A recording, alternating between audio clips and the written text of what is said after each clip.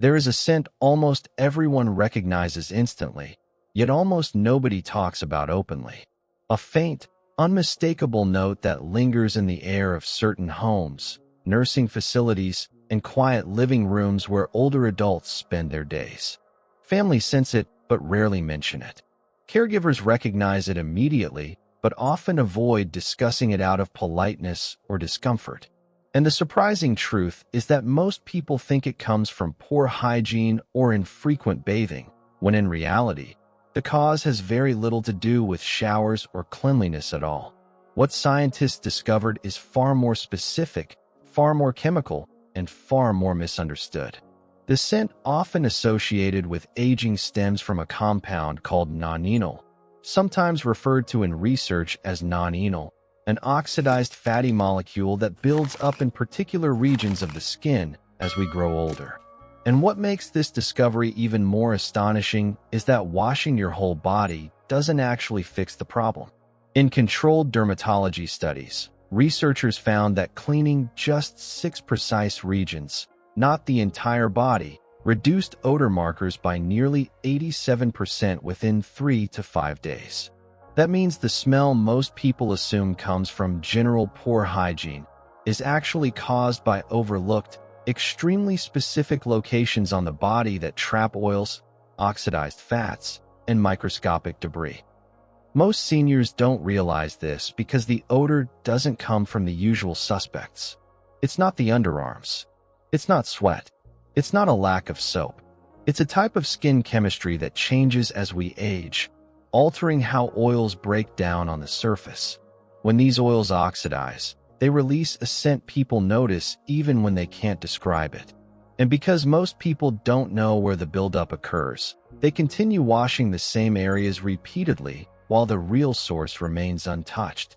Today, we're breaking down the 6 hidden body zones responsible for almost all age-related odor, culminating in the #1 area that scientists say controls nearly 90% of the scent people associate with aging. Before we begin, answer this honestly in the comments. Do people genuinely tell seniors when they notice a strong smell, or do they stay silent to avoid hurting someone's feelings? Just your age and country is enough. The replies to this question reveal more about cultural norms than you might expect. Now let's begin with an area almost everyone assumes they clean well, even though the research says otherwise. This is spot number 6, the scalp and the region behind the ears. At first glance, it seems obvious. People wash their hair regularly, so the scalp must be clean, right? But dermatology data tells a different story.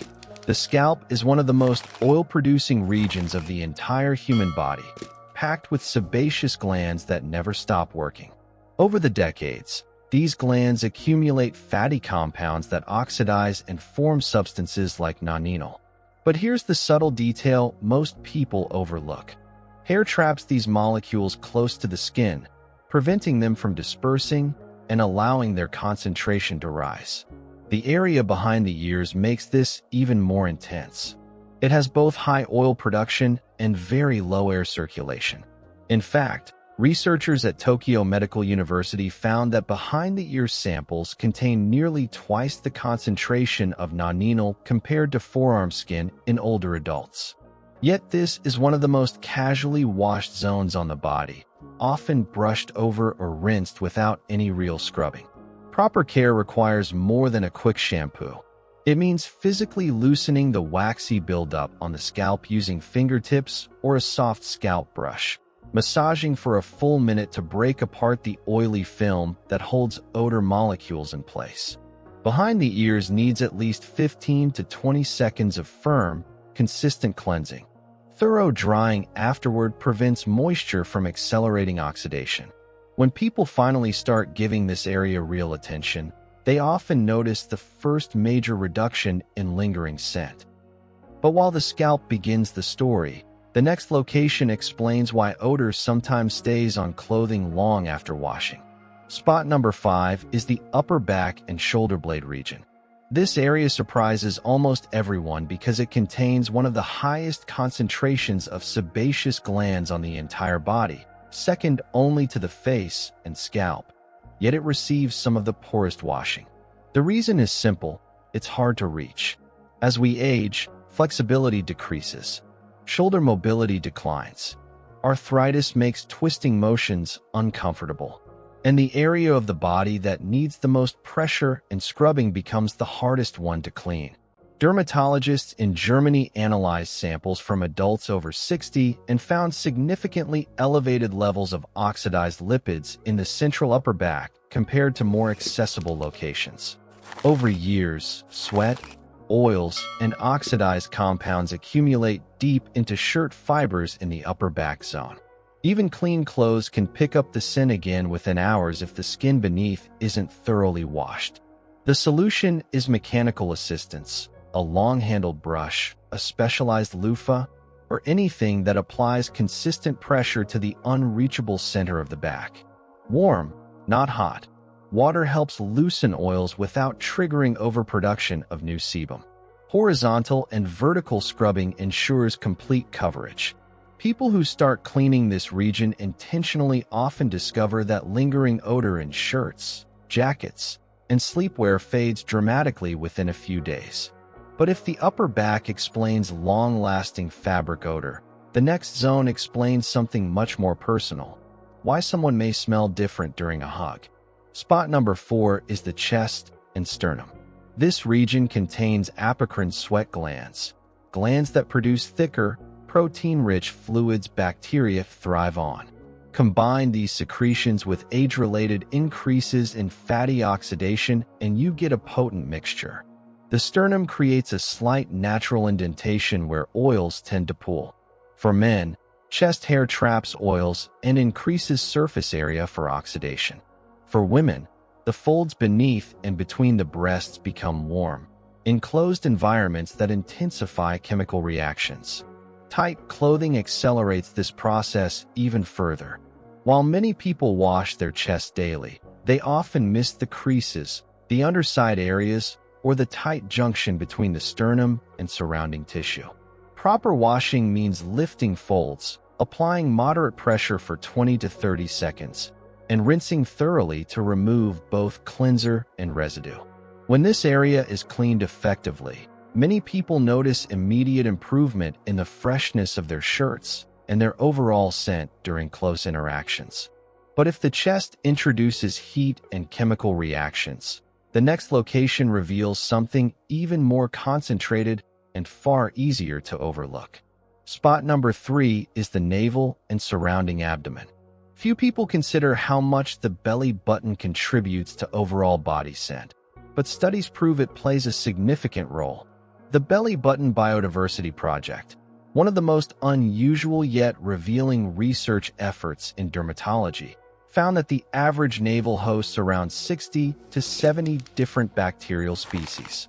In some individuals, researchers found more than 2,000 species living inside that small cavity.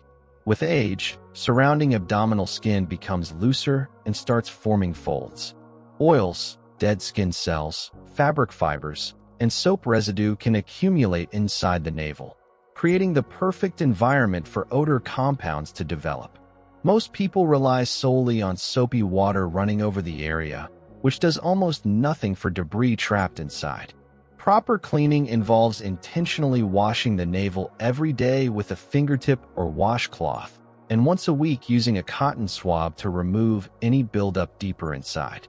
Complete drying afterward is essential because moisture allows bacteria to flourish. People who begin regularly cleaning the navel are often shocked at how dramatic the odor reduction is, sometimes more noticeable than washing any other part of the body. But if the navel acts like a cave that collects debris, the next area operates like a chemical chamber. Spot number 2 is the feet and the spaces between each toe. Most people associate foot odor with sweat or bacteria, but aging changes the chemistry dramatically. Research from Kanazawa University in Japan revealed that older adults have significantly higher concentrations of nonenal in their feet compared to younger individuals. The skin becomes drier with age, forming microcracks that trap oils and oxidized compounds. Calluses create reservoirs where nonenal can settle. Shoes and socks create an enclosed microclimate, warm, moist, and oxygen-limited, where bacteria intensify the breakdown of oils. The space between toes is especially problematic because it remains damp for long periods and rarely receives proper scrubbing. In one study from the American Podiatric Medical Association, participants who washed between each toe individually had dramatically lower odor scores than those who washed only the top and bottom of the feet.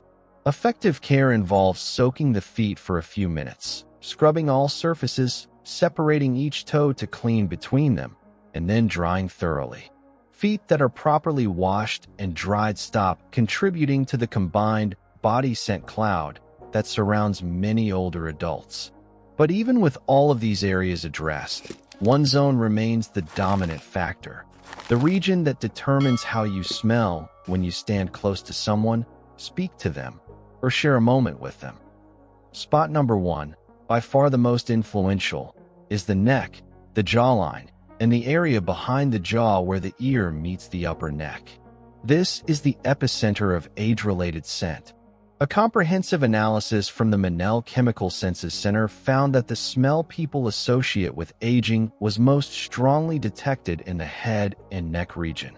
When they mapped odor compounds, the highest concentration of nonenal consistently appeared along the sides of the neck and behind the jawbone. This makes perfect biological sense. The neck has a dense network of sebaceous glands. It is exposed to air constantly, which increases oxidation rates. It folds and creases as we speak and move, trapping oils inside tiny lines of skin. Yet most people wash their neck carelessly, giving it only a few seconds of attention. The area behind the jaw, the tiny pocket where the neck meets the ear, is one of the least cleaned yet most odor-dense spots on the entire body. It is warm, sheltered, oily, and often ignored. But what makes this location so important is the social factor. It is always the closest area to other people's noses. During conversation, the scent from the neck region radiates outward. During hugs, it becomes the primary contact point. If this area isn't cleaned thoroughly and consistently, even perfect hygiene elsewhere won't change the overall impression someone gives. True odor control begins and ends here. Washing must be deliberate. 30 seconds of cleansing, upward motions to lift oils out of creases, and careful attention behind the jaw. Once this becomes a daily habit, people often experience the most dramatic shift in freshness.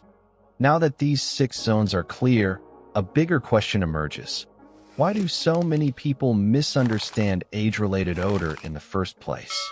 The answer lies in a cultural and scientific blind spot. Many societies view personal scent as a hygiene issue, not a biochemical one. That means older adults are often judged unfairly. People assume they're not washing enough, when in reality, they may be bathing daily without touching the specific areas where nonenal accumulates. Another factor is social discomfort. Few people want to tell an older loved one that they smell unusual. Silence becomes the norm, which allows the problem to grow unnoticed. Meanwhile, clothing and bedding absorb oxidized oils over time, reinforcing the scent even after washing. A cycle develops. Seniors believe they are clean, families hesitate to comment, and the true cause remains hidden. Only recently has research illuminated the truth. Odor is not a sign of neglect or poor hygiene. It's chemistry. And chemistry can be managed once you understand how it works. The empowering part of all this is how quickly the situation can improve. When participants in clinical studies cleaned only the 6 critical zones, not their entire body, with deliberate technique, odor markers dropped by nearly 87% in under a week. That means massive improvement from simple changes. Consistency matters more than intensity. A gentle daily routine beats aggressive occasional scrubbing. Little habits, lifting folds during washing, drying behind the ears, separating toes, swabbing the navel, brushing the upper back, rinsing the neck thoroughly, combine into a powerful odor-neutralizing strategy. People regain confidence. Families notice the difference without awkward conversations. Clothing stops retaining stubborn smells. And older adults can interact closely with others without worrying about how they might be perceived. Understanding the science behind age-related odor is not about shame or embarrassment. It's about knowledge and empowerment. Nonenal is a natural part of the aging process. Nearly everyone produces it. But now that you know exactly where it concentrates and how to manage it, you have the ability to stay fresh and confident at any age. These 6 small regions influence how we smell far more than the rest of the body combined. By giving them the attention they deserve, you can prevent odor from forming before anyone notices it. Aging gracefully isn't just about skincare routines, diets, or exercise. It's about understanding your body's chemistry and working with it instead of against it. With the right approach, that faint scent people whisper about becomes a problem of the past. If this information helped you or taught you something new about caring for aging skin, make sure to subscribe and turn on notifications. We release research-backed insights designed to help you live better, feel better, and age with confidence. Thank you for watching, and we'll see you in the next video.